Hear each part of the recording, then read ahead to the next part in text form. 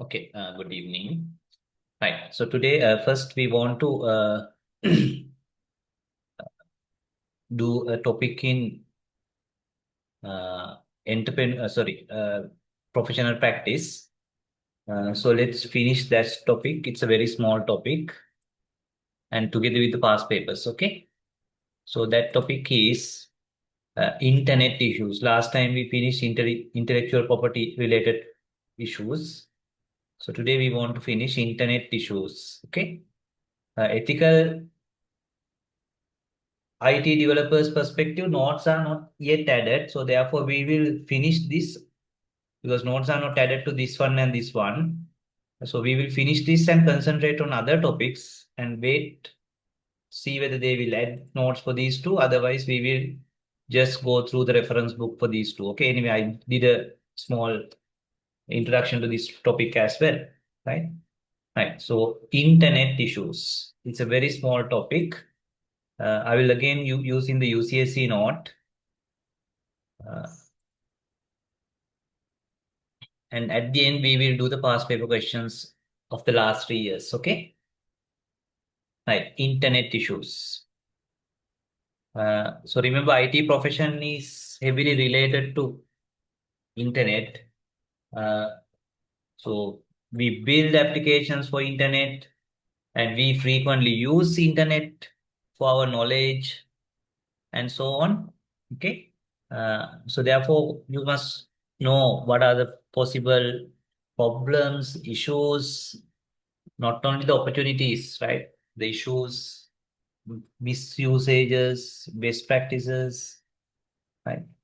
Right. So at the end of this lesson, you will be able to understand the reason why misuse of the internet gives cause for concern, the role of internet service provider like ISPs, okay, ISPs,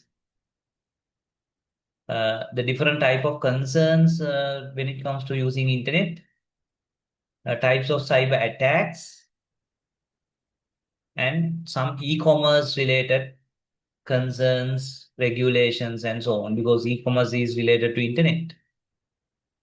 Right? Right. So these are the subtopics. What is internet? Benefits of internet, effects of internet. Remember, you need to write essay answers, right? Essay answers. So when you write an answer, you need to have very sort of a matured understanding. So then your answers are very matured, very natural. Okay. So therefore, don't take anything light.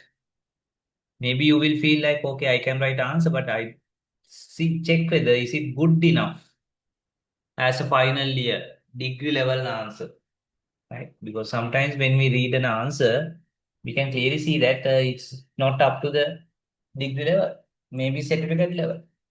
Okay, so therefore there should be sort of a depth in your answers. You must show that you are a matured person. Okay, professional. Right. So therefore, even what is internet? So do you have a proper answer? Okay. Right. Not all level ICT students answer. Okay. Right. What is internet? Benefits of internet, effects of internet, good and bad. Law across national boundaries because internet is a global thing. Then the internet service provider ISPs. What is an ISP? The three roles of ISP. This is a very famous question in exams. How far an ISP can be held responsible? What is defamation? What is pornography? What is spamming? Because these are all related to internet. What is cyber attack, cyber security? So we are not looking at much technical things, but as a professional aspect, part and parcel of our professions. Right? The Computer Crime Act, type of exploits, e-commerce regulations, because e-commerce is related to internet. Right. So what is internet? So internet is a global wide area network that use open standard. It's a distributed global network that use open standards. Incepted in USA in 1969 as ARPANET. Then it became ScienceNet, and now we call it Internet. Okay. So what are the benefits of internet? the two key benefits, of course, there are multiple benefits, but if there can be question like that, so maybe you will think that, okay, that is too easy, but we expect answer with certain level of maturity. Okay. So benefits of internet, obviously, number one, you can share resources and consume, right? Share and consume resources, like visiting a website, resources, information. Another usage is facilitate communication. That is why you have WhatsApp, Viber. Okay. Another usage is it facilitate remotely access information systems. Remote access information system. You don't need to go physically go to the machine that information system is. So that is why you can access your bank account, do money transfers online. And of course, it facilitate remote accessing, or sorry, it facilitate remotely access machines, hardware. Okay. Remotely access machines, hardware. So many usages, right? Right. Effects of internet. Of course, there are plenty of positive things. So better knowledge, better information, because you can access fast communication, remote access, work from home. All those are advantages. So good effects of internet, but at the same time, there are negative things, especially because people can misuse it. So what are the negative things? People using internet to defamation, right? So that means unlawful allegations and so on. Apahasa karna, right? Pornography, spamming, even it can go into a level of terrorism, right? Defamation, pornography, spamming, cyber terrorism, spreading misinformation. So those are all negative things. You can think about those things. And those things can affect socially, culturally. Okay. And another challenge is different countries, different cultures look at these things in a different way. It's some things, there are some things it's generally considered illegal, unethical in all the cultures, but in some cases, maybe one country it's illegal, another country it is legal. So that is another challenge, especially if you develop a platform system for global use like Facebook, YouTube. So in some countries, Facebook is bad. Some countries, it's not bad because one culture or one political system has considered it good, another system considers it harmful. Okay, so therefore these laws, policies vary across national boundaries. Okay, depends on religions, political ideologies, culture, and so on. So those are all challenges. That is why the challenges related to internet is so complicated.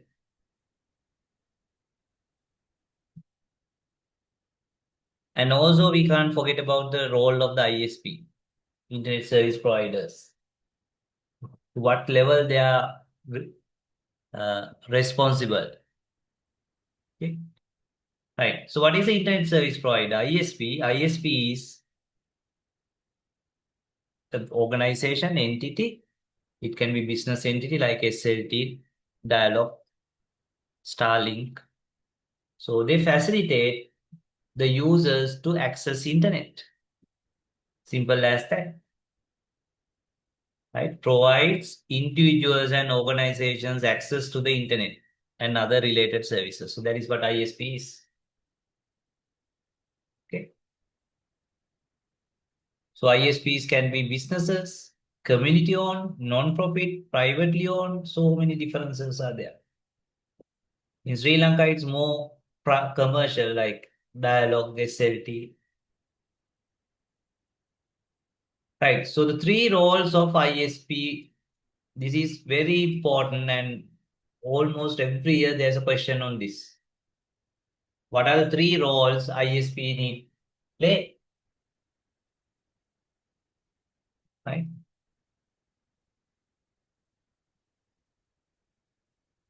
So the roles include cache in role, hosting role. Okay, hosting role, and conduit role. So you need to remember this, right? Not to understand and remember. What are the three roles? Mere conduit role. That is number one. Second one, caching role. The third one, hosting role. So those are the three roles ISPs play. Right. What is mean by mere conduit? You know what is a conduit is, right? Conduit pipes, conduit pipe again. So it facilitates flow of water or something like that. So therefore, the first role of ISP is mere කියන්නේ හුදෙක්. මේ මහා ලොකු දෙයක් නෙවෙයි අපි ඊට වැඩි දෙයක් කරන්නේ නැහැ කියලා කියන්නේ. It just facilitate information flow, say from server to your machine. Just facilitating role. Say you access CNN website, so the ISP's role is just facilitate data packet from CNN.com website, so server flow into your machine, your laptop, your smartphone. So that is called mere conduit role. So why do we call it mere conduit role? Because it doesn't, or ISP doesn't initiate the transmission. It is you initiate the transmission, access that website. It's not ISP. ISP is just a facilitator. And ISP doesn't select the receivers. No. ISP doesn't select the source, or ISP doesn't select the receiver as well. It's all the user's individual acts. And also ISP does not select or modify data. So it's not ISP generate the data. It is not ISP decide the data. No, it's you decide the data. You access a URL or whatever, or the two parties. For example, if there's a chat between two people using internet, using WhatsApp, whatever you guys are chatting is nothing to do with the ISP. If you are doing a chatting regarding illegal thing, so that is your issue. You can't blame the ISP or give that legal liability to the ISP. No, ISP is just facilitating your communication. Okay, so therefore that is why we call it mere conduit. You may access different websites, illegal sites and so on, but that is your task, right? ISP just provide the internet connectivity. So that is called mere conduit role. So ISP doesn't initiate, ISP doesn't uh, select the data or modify or select the receivers. No. So therefore we can just say ISP play the conduit role. Okay. So because ISP play the conduit role or plays the conduit role, a lot of legal immunity is there. Legal immunity means they don't need to account for that because they are just a conduit. Okay. That's right. So second role is cache in role. Your internet service provider can cache data, pages and so on. So why do they cache? Just to give the end users better experience. Because when they cache contents, you get it from the caching servers in your ISP provider. That means you get the pages contents faster, which is good for you, which is good for you. So therefore, they are allowed to play that caching role. So they can cache certain sites, videos, and so on in their ISP provider servers and give it through the cache so that you get faster response. Not only that, it is good for these servers, like say YouTube. So they heavily cache or they allow caching their video content in our local data centers like SLT dialog centers. So there's a mutual understanding between those entities as well. So then when you access a particular video, if it is a trending video, something that Sri Lankan people has already accessed many times, most probably it is in the cache. So you get it from the cache. So that is why there's a unlimited YouTube, uh, unlimited social media packages, because most of these contents are cached in our ISP service, Internet Service Provider service. So that is called cache role. That is legal because it gives you better users the better experience and also cost effective. Okay. But there are limitations. So you must understand that yes, caching is a role that ISP can provide, but at the same time, there are limitations. What are those limitations when ISP does caching? So ISP is not supposed to modify the content. So then ISP is going breaking the point of mere conduit. You can cache it, but you can't modify and save it. Okay. And also they must comply with conditions. Often those are government rules, laws, right? Complies with any rules regarding the updating of the information. Remember, the advantage of caching is end users get faster response. And also it can make it cost effective because ISP has the content, cache content, so then they don't need to go and fetch it from servers. So then the ISP need to pay for that traffic. Just like we pay for the traffic to the ISP, ISPs need to pay for their regional ISPs and so on. So then it's cost effective because it's already cache. It's faster response. So disadvantage of caching is, right? So now your ISP serve from their cache. Now what happens if the server has changed the content? So you cache it in at 8 a.m. and now at 8:05 a.m. the server has modified that content. Now if someone accesses it, you get the older content because if your ISP serves from cache. So therefore, ISPs has another condition or rules, that is they need to frequently check whether original content is changed. Time to time, if ISP has cached the content, so their obligation is time to time check whether it's modified. If modified, they need to again get it from the server and update the cache. So what are the three conditions for caching? Does not modify, comply with the general conditions, and also in case the server has modified, the ISP need to immediately get the modified version. Otherwise, you are serving outdated content to the users, which is bad. It can have some serious issues. So therefore, caching is allowed under these three conditions. Okay. Sorry, not only three, there are a few more. So doesn't interfere with the lawful use of technology. So that is a general point, right? So that means caching does not violate legal rules. And also act quickly to remove or disable access to the information he has stored upon obtaining actual knowledge of the fact that information at the initial source of the transmission has been removed. Right. Forget about this he. So that means the moment the ISPs identify that some content is removed from the server, ISP need to remove it from your cache also, because otherwise the server has removed it, but still you are sending it.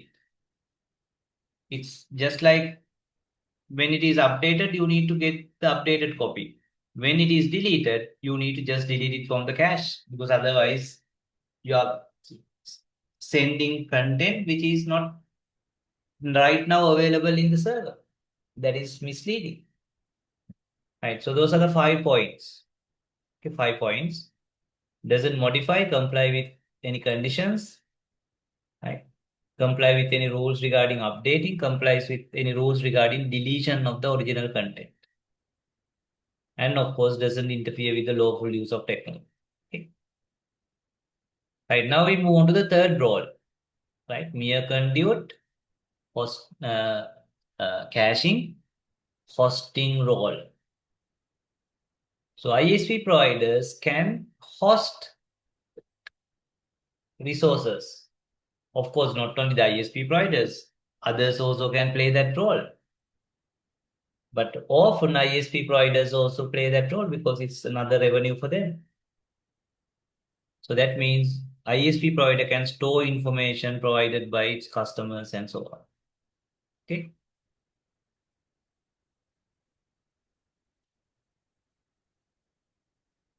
But again, you are storing it. But usually you don't have any control of the content and so on. But there's another obligation. If the ISP found that some of these contents stored in their servers are used for illegal purposes, so they need to immediately remove it, discontinue their servers and so on. You can't say that we are just hosting, we don't care what they are sharing, right? Of course, you have very little visibility, but in case you got the notification as ISP that it's unlawful use of internet, you need to immediately remove those content or ban that account. Okay, right. So remember, ISP has some responsibilities. At the same time, in some cases, ISP doesn't need to account for certain things. Okay. Right. So what are their responsibilities? ISP's responsibilities is if there are any unlawful material, they need to immediately remove it. That means you got to know that there's an illegal material. So then you need ISP need to immediately remove it. Otherwise, you breach law. Okay. So you can't say that I am just a conduit because now you have got the information that it is illegal content. So then ISP need to mediate and remove that content. Right. So another legal responsibility of ISP provider is there can be some legal issues of using internet like defamation, hate speech, hacking. So then ISP responsible to provide certain information in case of a legal case. But this is debatable again. So to what extent or what kind of things ISP need to give, what kind of things ISP can keep it secret. It's debatable and also depends on the countries. Some countries ISPs are supposed to provide those information. Uh, but anyway, it has to come from formal legal procedures. But some other, for example, UK, so general expectation or legal expectation is ISPs provide those information in case of a need. But countries like USA, where the personal freedom is regarded very high level, so usually the ISPs they don't need to reveal those information unless it's a very severe legal case. Okay. So that is releasing of information by ISPs, because ISPs have some data about usages of internet by individual users. But in general, they try to keep it private, not exposed with even with government entities, unless there's a very special case. Right. So now we move on to another effect or the effect of internet or misuse of internet, that is defamation. Defamation, apahasa kirim. So this is one of the serious issue in using internet, especially countries like Sri Lanka, because this is a virtual world, especially in social media. In virtual world, people think that they have the rights to insult others, and some people use their anonymous accounts to do this. So they hide behind and do all the unethical, illegal things. Right? Defamation. Sometimes they do it for fun, sometimes they do it for financial gain. Sometimes they do it for vicious attitude. Right. Another concern is pornography. Right. Sexual oriented videos, images, stories, publishing in the internet. So again, this is divided topic. Some countries pornography is legal, and some other countries pornography is illegal. Some countries very strict, some countries not very strict. So therefore, pornography is not in general illegal, but definitely child pornography is illegal in almost all the countries. So that is a special case. That is, you use sexual oriented images, videos of children, not adults. So that is definitely almost every country it's illegal. But adult pornography is illegal in some countries, not illegal in other countries. In most of the countries, it is not illegal.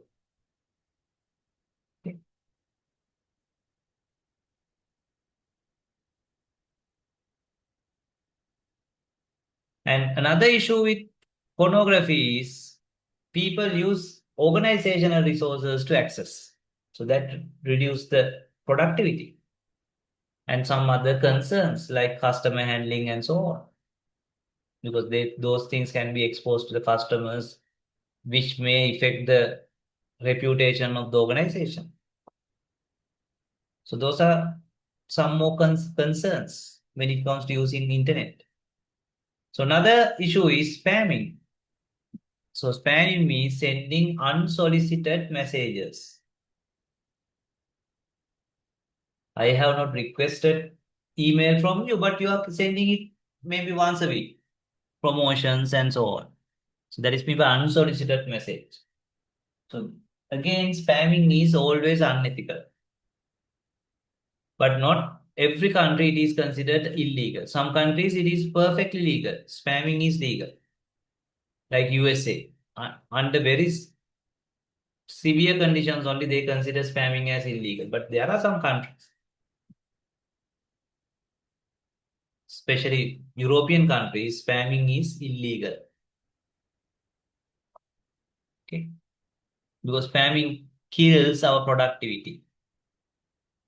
Okay, kills our productivity.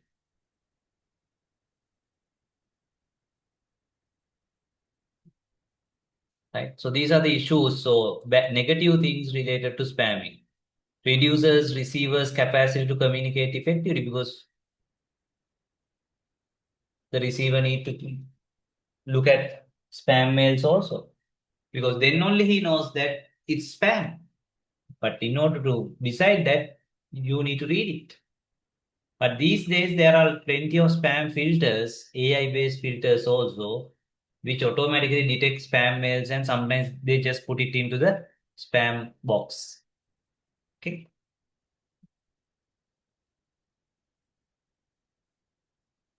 So therefore, it's really a wasting of your time. Wasting of your time. So therefore, Spamming is a bad practice. So then we have cyber attacks, that is attacking internet resources like banks and banking sites and so on. And you know what is cyber security is, okay?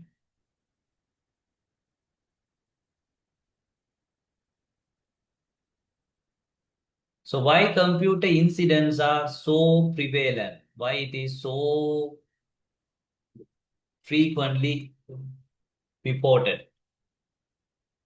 So one reason is the internet and the computing complexity is getting more and more high. So when the complexity is high, there are so many multiple places of attacking and so on. Right? So internet is getting expanded. More and more new people coming to the internet. So more and more new people means more and more attacks, more and more vulnerabilities, more and more uh, people who misuse it. Okay, right. So the increasing of computer complexity has increased the computer harms. So what is mean by increasing computer complexity? Now we use a lot of AI, generative AI, cloud computing, right? Mobile computing. So that has made the use of internet more complicated. So more complicated means more possible attacks. Okay. So number of possible entry points to internet and networks are getting expanded. So that means more and more possible attacks. More and more people use e-banking, e-commerce, use their credit card for payments. So more and more opportunities for attackers.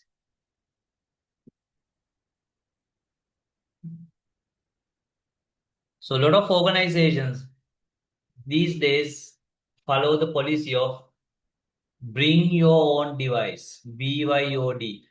So this word comes from BYOB, bring your own bottle. So you may have seen this in some restaurants. You can bring your own bottles and get the bites and other things from the restaurant. So this is bring your own device. So that means you can take your own personal laptop, smartphone and use it even for business purposes. Right? Even for business purposes. You can use your laptop to access, say, business information systems, communicate with customers, and so on. Which is good because most of the time we prefer to use with our familiar laptop because all the contents, documents are with our machine.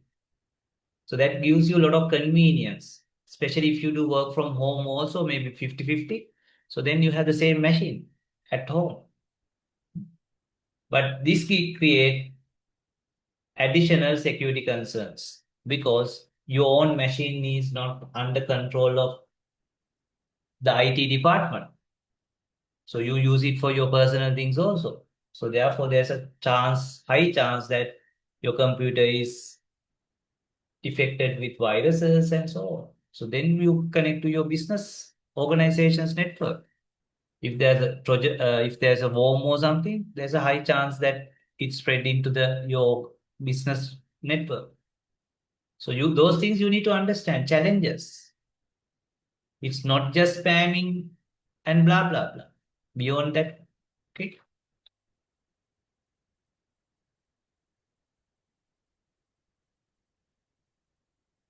And of course, when we rely more and more software, so that means more and more vulnerabilities, more and more vulnerabilities, because these different software may have bugs, weaknesses, and so on.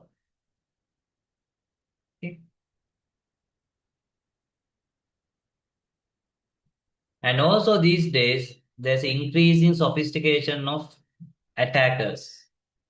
So these days, attackers are also well prepared. That is another challenge because they also improve their technologies, their approaches.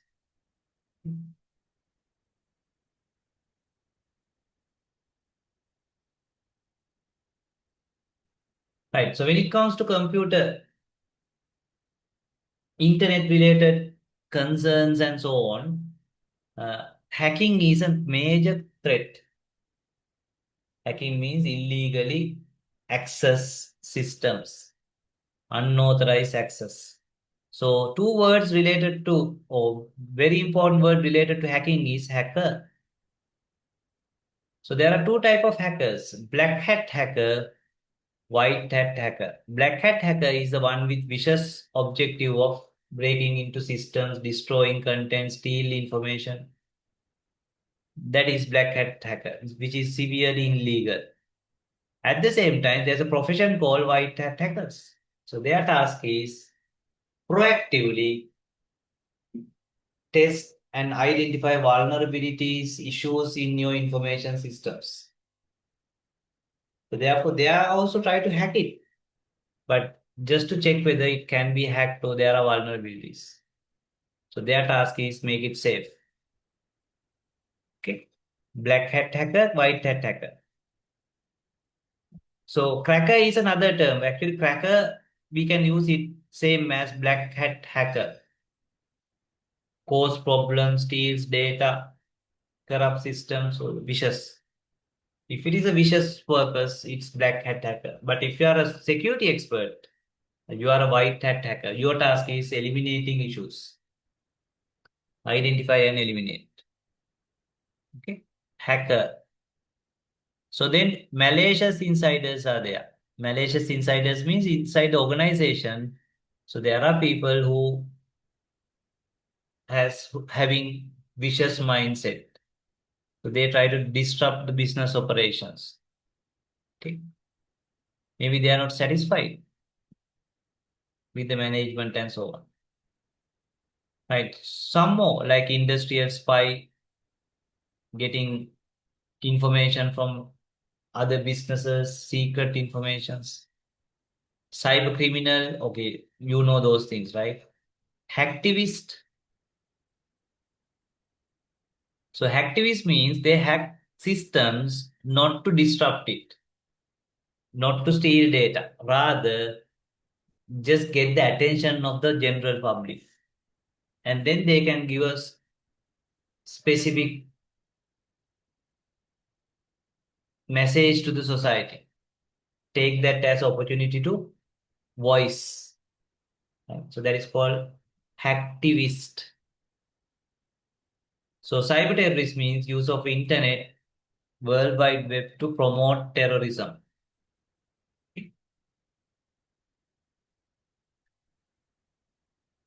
Right. So we'll take a small break. After the break, we'll keep looking at possible attacks and then we'll do the past paper questions. Okay. That's right. So now it's 7:40. We'll start at 7:55.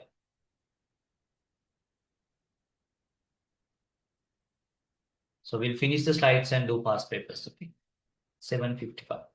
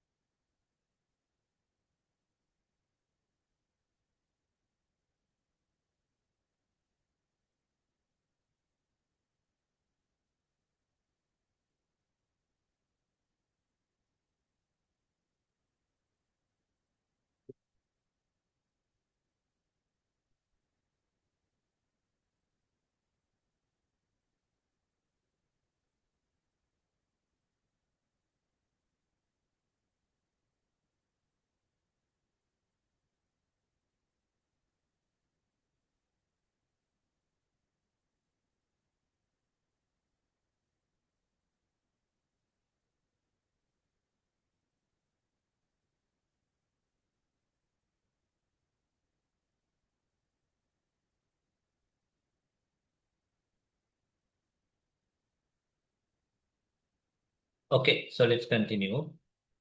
Right. So the next one is ransomware. Ransomware means it's a virus or any other sort of attack, but their purpose of attack is not hacking, not destroying data, mere destroying data, rather get ransoms, kappa, right? So maybe, so the common form of common behavior is the ransomware will somehow reach your computer as attachment or like a virus. So then maybe all of a sudden, when you start restart machine or log into the machine, you can't log in. You can't log in. So maybe your drives are some of the drives or some of the important files are encrypted and you can't decrypt it. You can't access it. Sometimes you can't even access Windows. It doesn't boot up. Rather, you get a message saying you need to pay this much of ransom to this number. Mostly these are Bitcoin account numbers to get the decryption key. Decryption key. So that is a threat, right? Threatening you to get financial gains. So that is called ransomware. Okay, ransomware. So those are very frequent these days. Okay. Right. So I'm not going to discuss about viruses. You know what is a virus is. Ransomware is also a special type of virus. So viruses do bad things and spread itself. Okay. And there are special viruses like ransomware, and there can be special viruses like worms and so on. So worms is a special virus. So viruses spread by attaching to a drive or file. So then some user need to take that file, or some user actions will initiate that virus to go to another machine. But worms are in network environments where when worm is affected by one machine, if it is part of the network, the worm can go through the network, other machines of the network without human activities. So therefore, in network environment, worms are very, very severe because it can spread quick and fast. So then Trojan horses are software that does useful thing. At the same time, it does bad things in the background.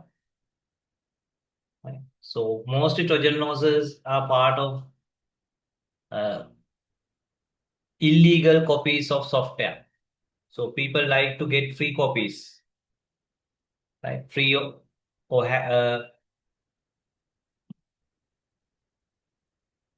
Microsoft Office, Photoshop free versions, not from the uh, producer, rather from third parties. But often the software does the work at the same time, has Trojan horse software that secretly collect your information. Maybe a particular virus will activate on a particular date. So that is the nature of Trojan horses. Okay. And some Trojan horses even create backdoors so that the hackers can communicate with your system. So some Trojan horses are logic bombs where when a particular logic is satisfied, the Trojan horse activates. Okay. So blended threat means combination of multiple threats like virus attacks, Trojan horses, ransomware, right? Combine those things to do the attack. So that is called blended threat. Right. Another one is DDoS attack. DOS and DDoS. DOS means denial of service attack, where a particular server is given send so many requests, unnecessary requests, bogus requests. or asking the server to serve some pages, do some complicated processing. So thereby make it busy, use up all their resources. So then the genuine users will either they will not get the service or it's very slow. And if the DOS attack is done by using multiple bases, so usually attackers will hack machines and conduct the DOS attack from those machines as well, because then it's more difficult to detect. So then we call it distributed DOS attack. Okay. So rootkit is a particular software or program that give you the admin privilege of a system.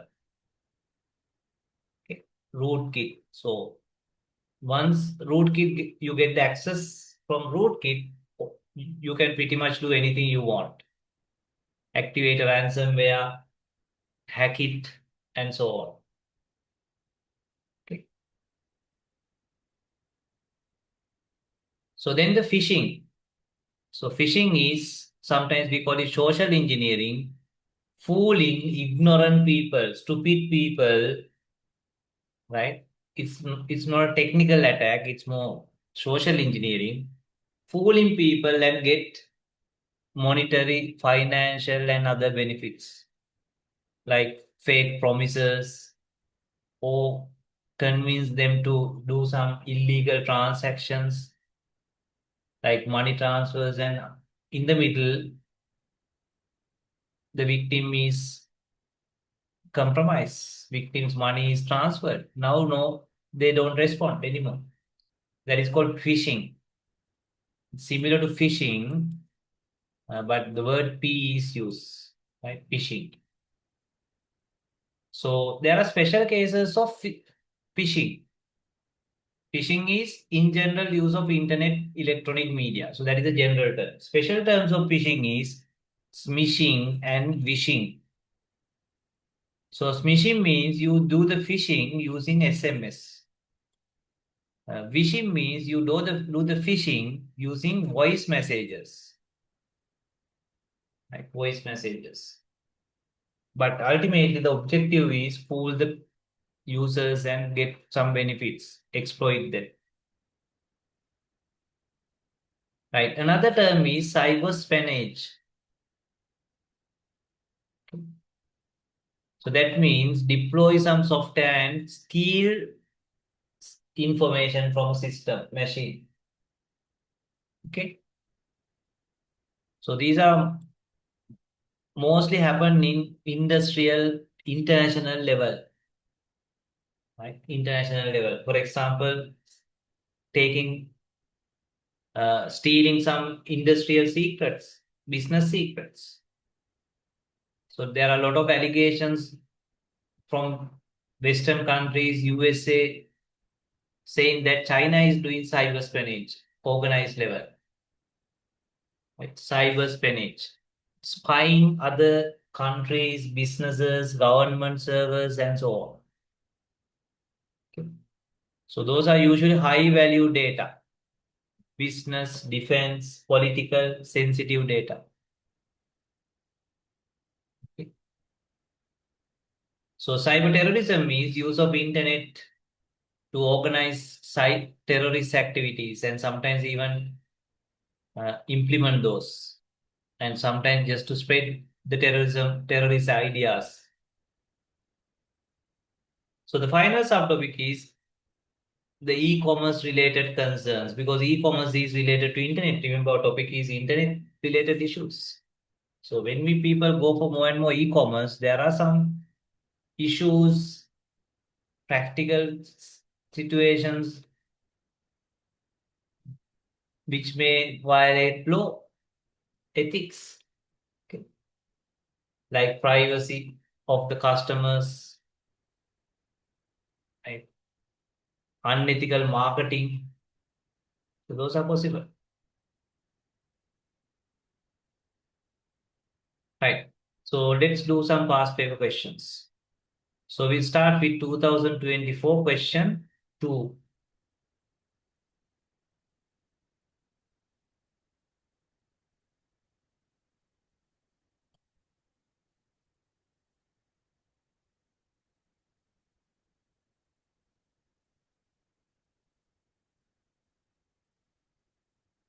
Question 2A, B, and C.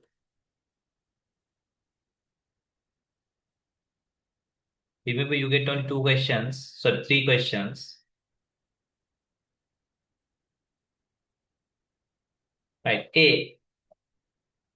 Provide one example each for fishing, smishing, and wishing. You can see straight from your notes. So remember, smishing and wishing are the special cases of phishing. Smishing use SMS, wishing use voice messages. Phishing is the general case, general concept, like use of emails and so on, okay, or websites. So the first explain phishing, use of internet, email, World Wide Web to fool ignorant people and exploit, right? Mislead them and exploit their weaknesses to financial gains, confidential information reveals, and so on. So that is called phishing.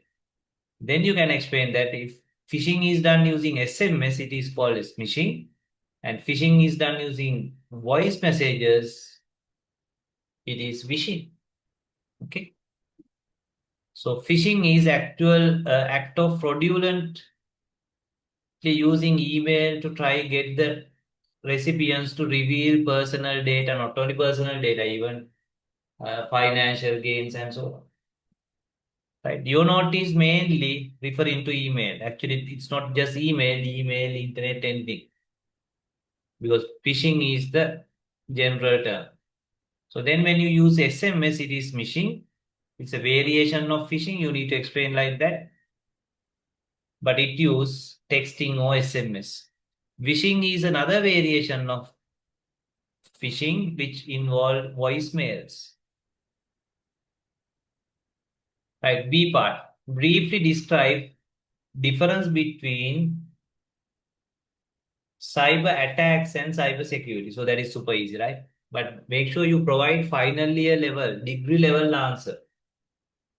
So cyber attacks means attack conducted through internet. Cyber means internet. So that attack can be something like a DOS attack, hacking attempt, spreading viruses, and so on. So cybersecurity is counter these cyber attacks, right?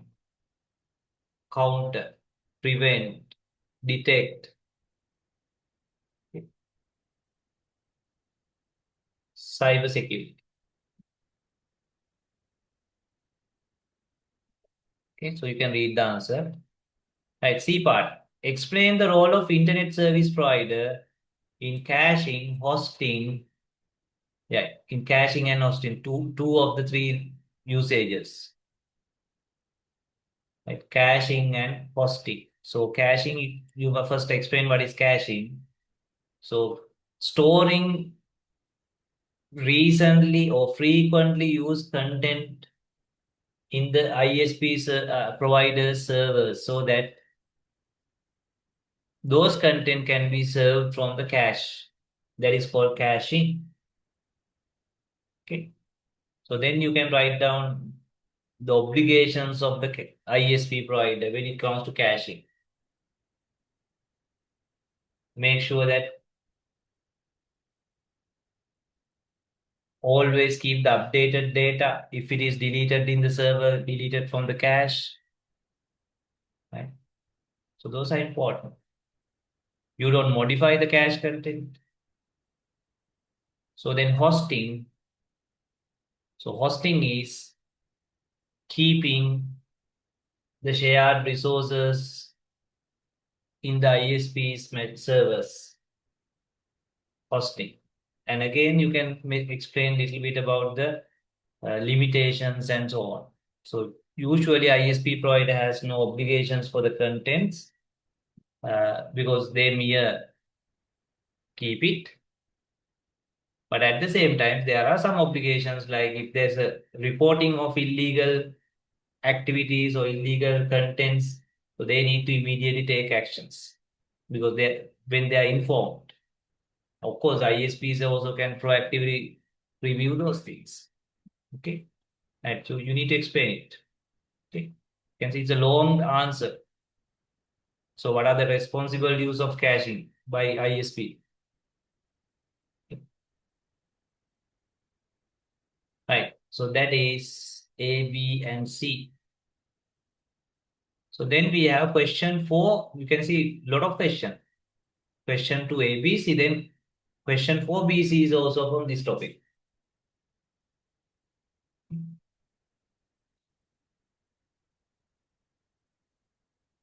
Question 4 B, C.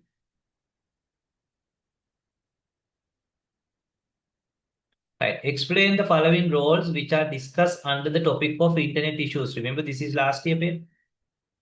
So some students, they don't take these topics seriously. Right. So you need to explain one by one. Black hat hacker, cracker, malicious insider, cyber criminal, hacktivist. So we discuss all these guys. You need to briefly discuss, okay? Or explain the following roles. So black hat hacker. So white hat means professionals. They want to find the vulnerabilities, weaknesses. Black hat hackers are vicious people with so they try to exploit weaknesses and carry out attacks like those attacks, virus attacks, hacking. So actually, the hackers, it's not wire those attack or virus attack. The hackers illegally they try to hack machines, gain access, destroy content. It's illegal task. Black hat hacking. Then cracker is sort of a similar to the black hat hacker because crackers do their tasks, carry out these as attacks, destroy, steal information. So therefore, cracker is a sort of a very similar to black hat hacker. But white hat hacker is not a cracker. Okay. So malicious insider means someone inside the organization but provides support for attacks by providing passwords and so on. So cyber criminals we discuss anyone who commit to criminal activities using internet like involving child pornography, promoting terrorism, cyber terrorism, or spreading viruses and that kind of things. A hacktivist is someone who do hacking to get public, general public's attention. Maybe they want to convey a message through that. Sometimes they hack machine and just display that message. Sometimes political.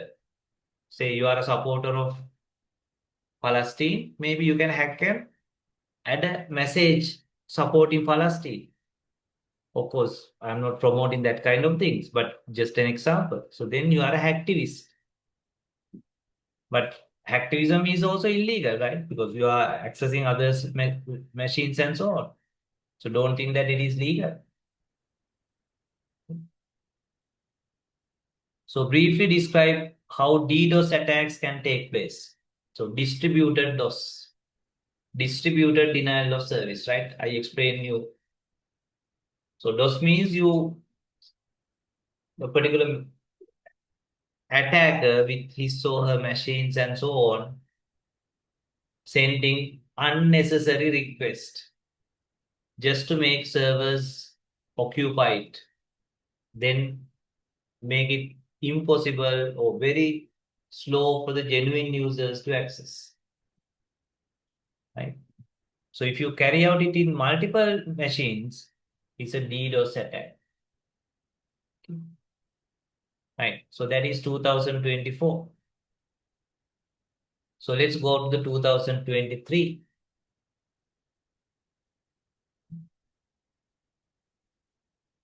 This is 2024.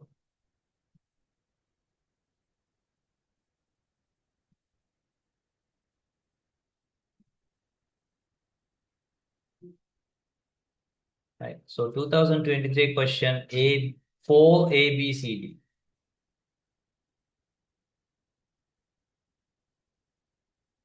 Right. Question 4 A B C D.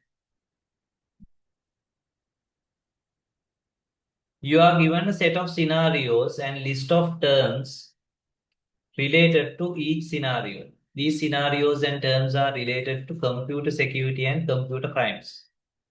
So, so I don't see any reason how can someone fail this subject. Okay. Right. The list of items includes spam, phishing, DOS, defamation, ransomware, child pornography, bring your own D means that bring your own device, vulnerability, advanced persistent threat, APT. Write the most suitable terms from above. APT is also mentioned in your note. Okay, so those are most international level threats like security threats. So sometimes these are government to government attacks, cyber attacks. Okay, for example, so maybe Chinese government funded cyber criminals attacking US government's departments information systems. Okay. Right. So they have given the descriptions. You need to identify with to which concept these descriptions are related. So for that, you should be able to do it by yourself. Okay. I'm not going to do that. Okay. So you should read it and do it by yourself. Right. B part, discuss the difference between anonymous and pseudonymous postings. So this is also mentioned in your note.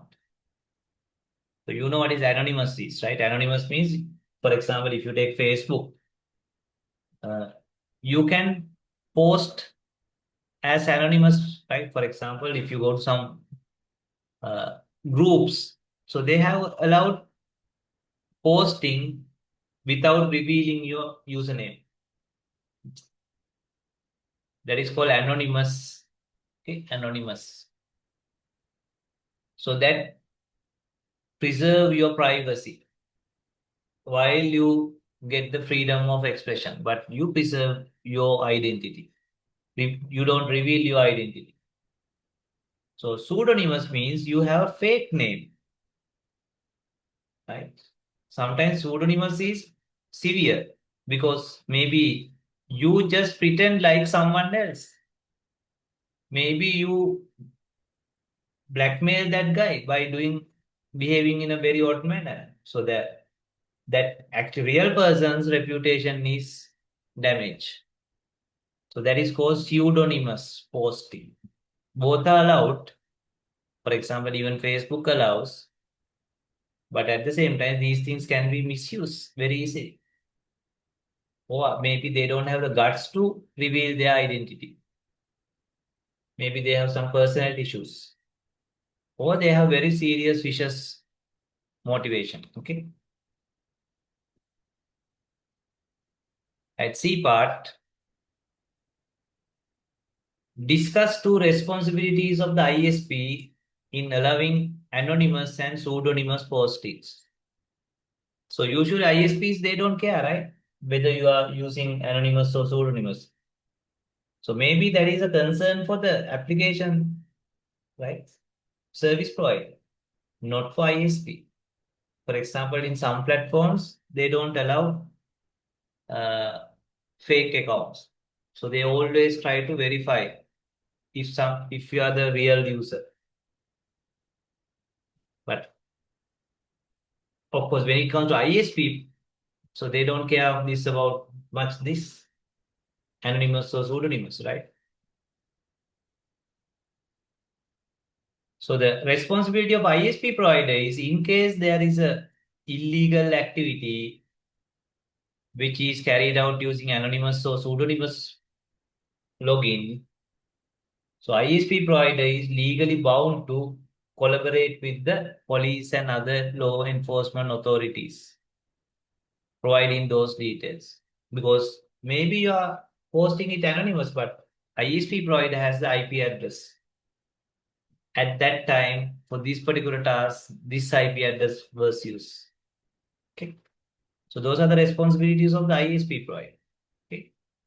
Adhering to the local laws, identify the users, privacy of the users, protect the freedom of expression and satisfy the publishers, protect the security of the data.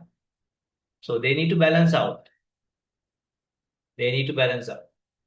Because remember, we have freedom of expression also. At the same time, we are not supposed to do any illegal things.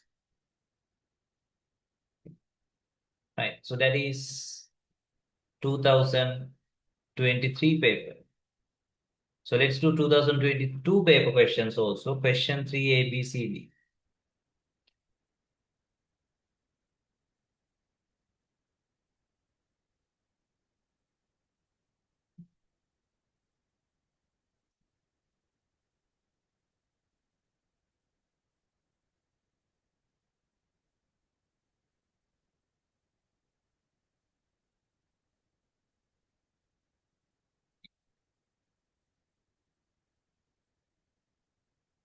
Right. What are the three roles that ISP may play? Conduit, hosting, caching. Okay. Caching, hosting, mere conduit. So just use the word mere conduit also, right? Not just conduit. What is the term defamation refers to an information communication. So defamation means someone publish something with the intention of harming an individual, make harmful things to the individual. That is called defamation. So it may include spreading uh, false information, defamatory information. Okay, so that is the main way of doing defamation. Okay.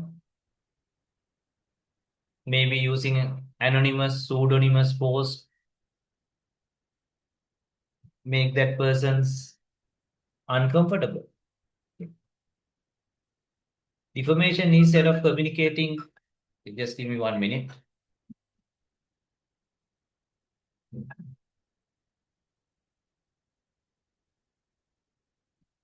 Just give 1 minute.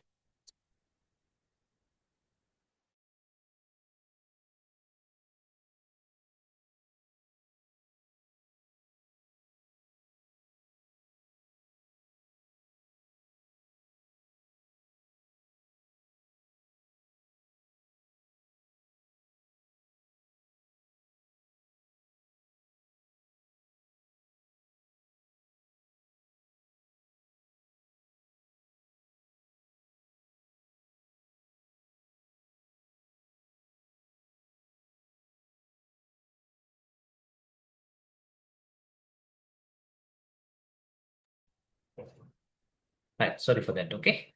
Right. So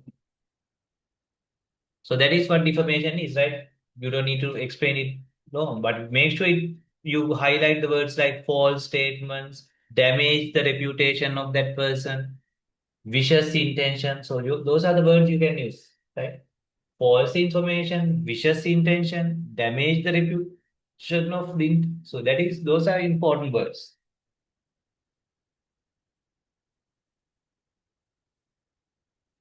Right. C part.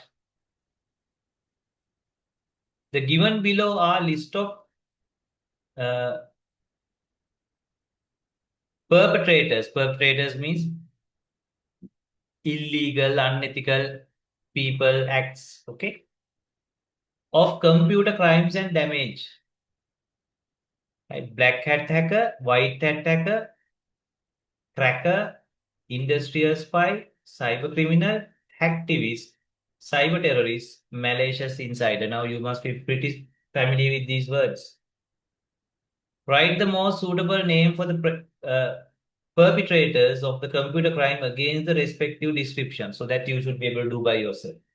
So you have the description, you need to identify what is that role is. Someone who has been hired by an organization to test the security of its information system, white hat hacker.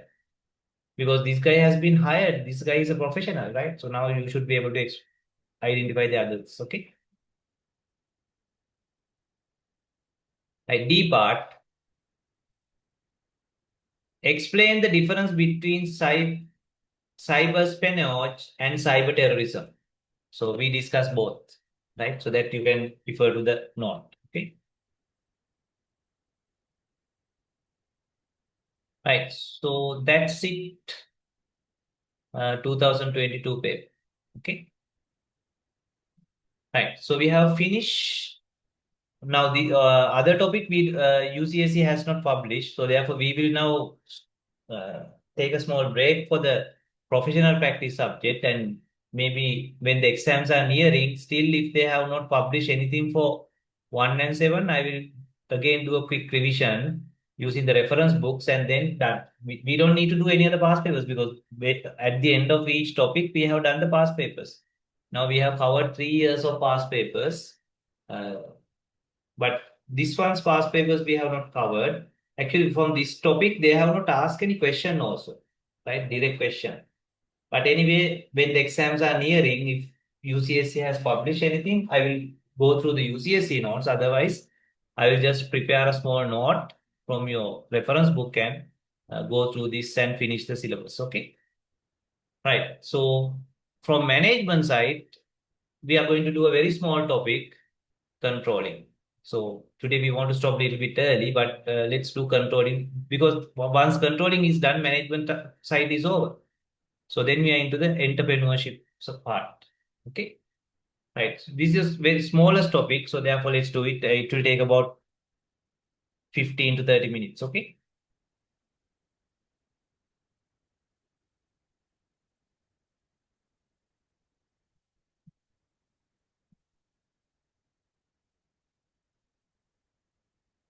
right. Controlling. So remember the main task of management is lead, sorry, plan,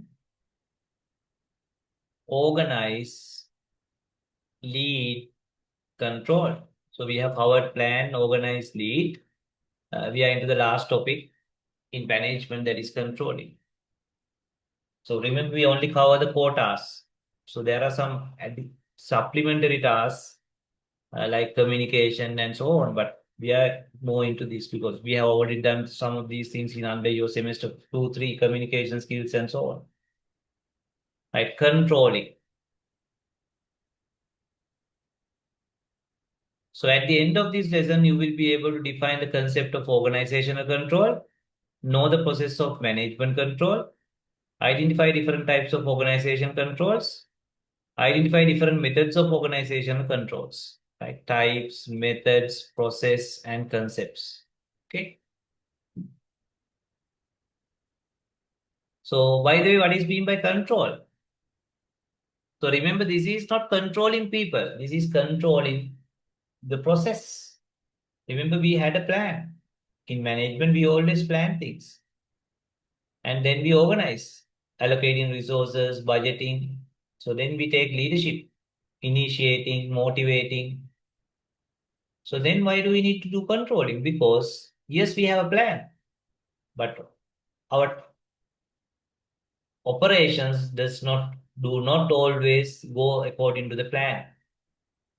So if it doesn't go according to the plan, there are deviations, maybe for certain reasons, valid reasons. Uh, we want because at the end we want to achieve our objectives. So we have set up the plan to achieve objectives. So if we deviate from the plan, maybe we will not achieve our objectives. So therefore, we need some controlling actions so that we achieve our objectives. Okay. So this is sensitive topic because sometimes controlling is too much controlling is also bad. It's like controlling a kid, right? Child. So some sort of a controlling is required, but at the same time, if you do too much controlling, things can get worse. Okay. Same thing. While sometimes controlling is not good because maybe our plan is wrong, plan is unrealistic. So then try to control and get it into the plan is we are creating more problems. So then the solution is not controlling to get into the plan, rather accept the reality and adjust the plan. So that is why I told you that controlling is a sensitive area. You need some maturity, realistic thinking when you do controlling. Otherwise, you overdo it. At the same time, if you don't do any controlling, that is also not going to work. Okay. So organizational control is systematic process of regulating the organizational activities, regulating, put it back in on track, make them consistent with the expectation. Expectations means achieve the objectives. Establish in your plans, targets, standards, and so on. So you have set up those things in your plans, targets, yeah, budgetary targets, profitability targets, and you have committed to some standards as organization. You want to achieve those. The essence of control is action which adjusts the operations. We try to adjust the operations so that we are back on track to predetermine standard, predetermine plans, and so on. Okay.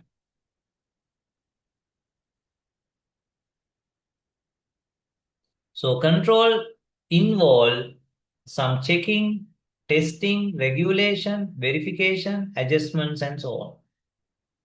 So if someone asks you to explain control in one diagram, this is the thing. Say this is your organization.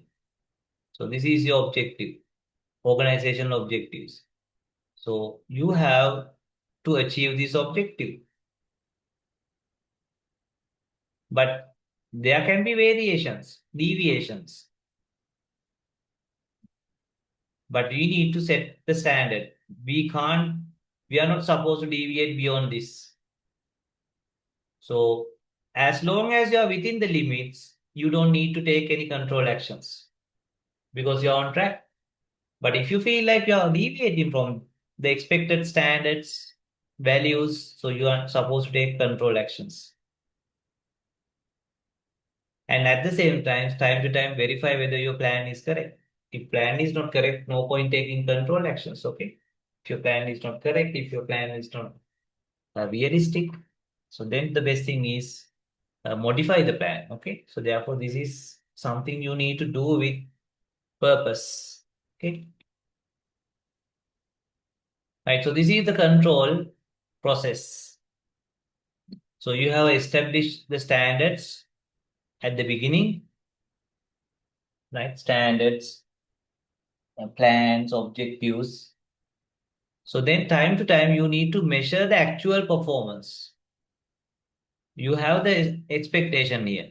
So you need to periodically measure the actual performance and compare with your standard. And if there's a reasonable deviate, take corrective actions.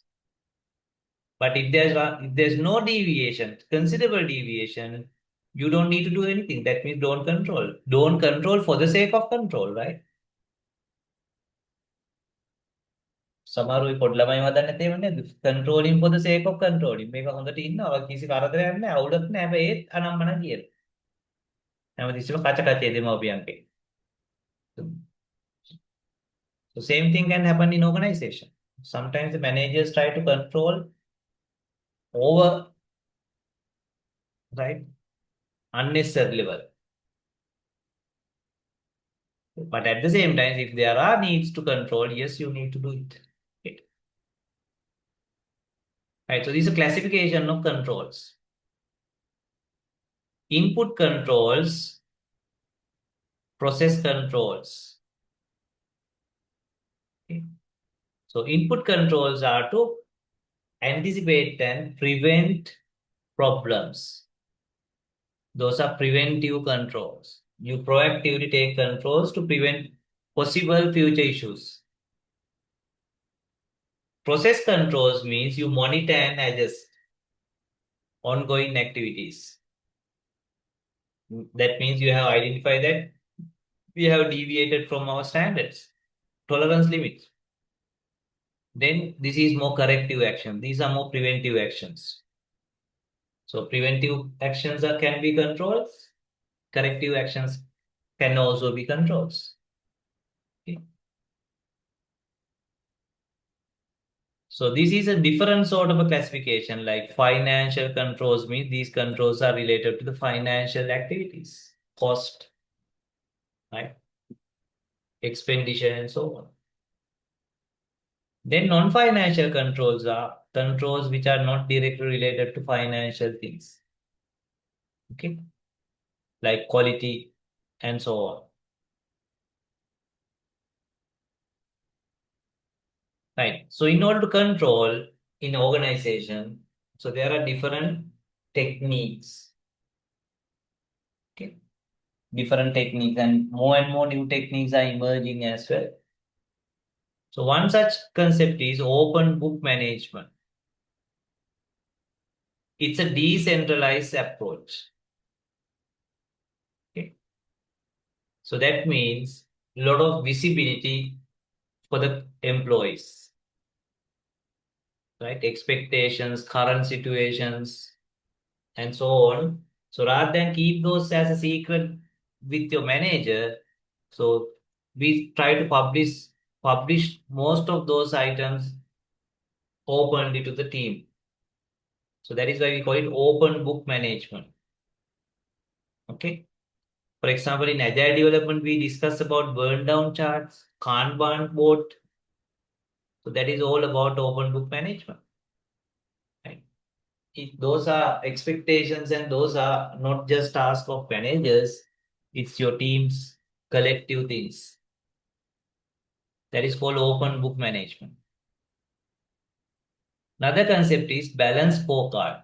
So these are very important for exam. Almost every year there's a question on balance scorecard. So it contains four major perspectives. What are those? Financial performance, customer service, internal business process, and organization's capacity for learning and growth.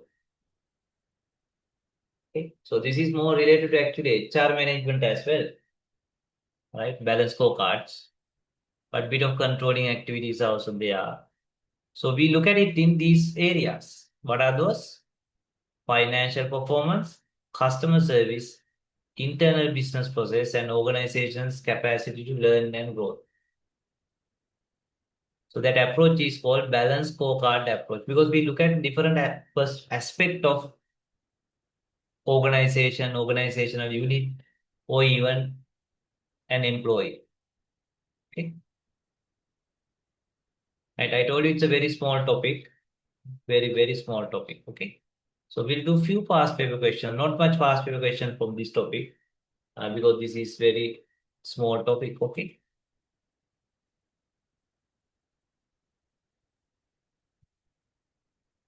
Let's see whether there are any control related things.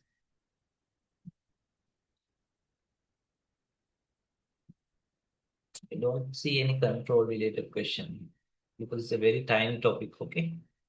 And let's look at the 2023 paper.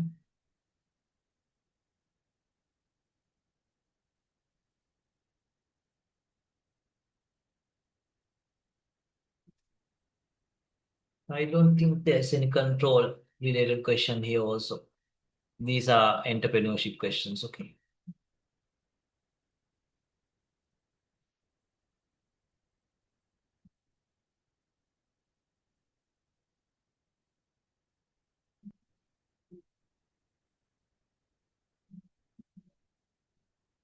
Yeah, not much of a question. Okay.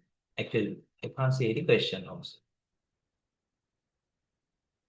Question 12 in 2024. Okay, let's double check. Question 12.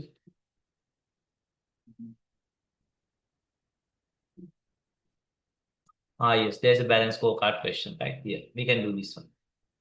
Which of the following can be seen in balance scorecard as an approach to management control? Right. So remember, we look at different aspect for balance scorecard. We just that is I think last slide, right? So what are the aspects? financial performance, customer service, internal business process, organization's capacity to training and growth. Financial, customer service, internal business process, and growth and learning. Okay.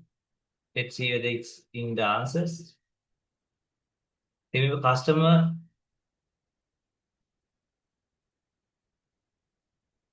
customer service is there, right? So therefore we can take that. It says customer perspective, anyway, it's okay, right? Financial perspective is there, right? So what else? Learning and growth means learning, innovation, and blah, blah, blah. Okay. So we'll take that also. So in that case, I will go for A, C, and D. Right? Let's say with the answer is A, C, and D for question 12.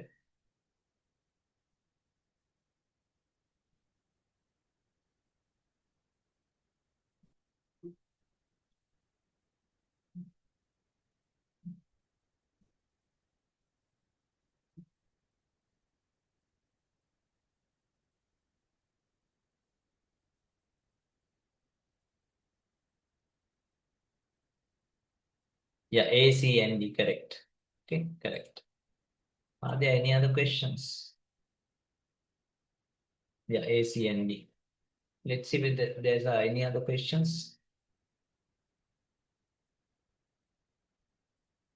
No, I can't see any other question. Okay.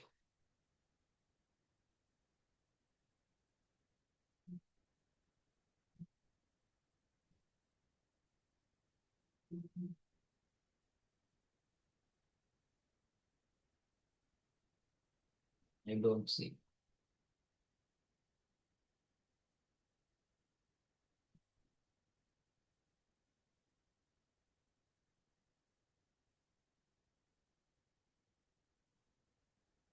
Right, there's similar question here. Question 12. Which of the following represent the perspective of balance scorecard? Again, the same thing. Okay. Financial, learning and innovation, customer perspective. Our internal process is also there. Remember, internal process is also there. No, no. Financial performance, customers, internal business process is also there. Okay. Right. Right. So that's it for the controlling.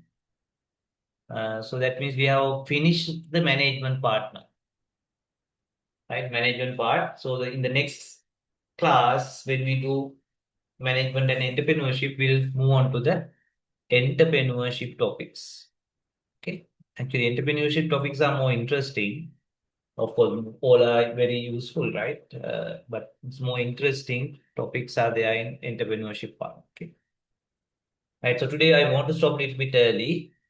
So we did two topics, one from professional practice. Now we are going to stop professional practice for a while because I'm waiting for them to publish this. Otherwise, I will do it.